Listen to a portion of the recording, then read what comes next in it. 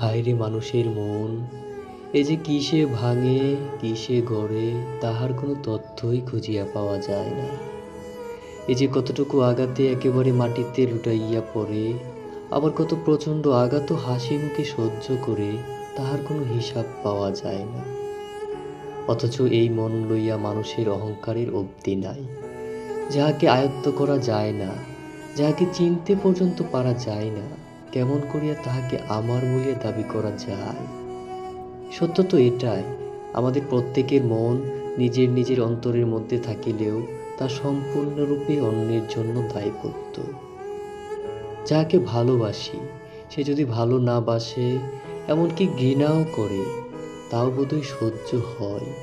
কিন্তু যাহার ভালোবাসা পাইয়াছি বলিয়া বিশ্বাস করিয়াছি, সেখানে ভুল ভাঙিয়া যাওয়াটাই সবচেয়ে নিদারুণ।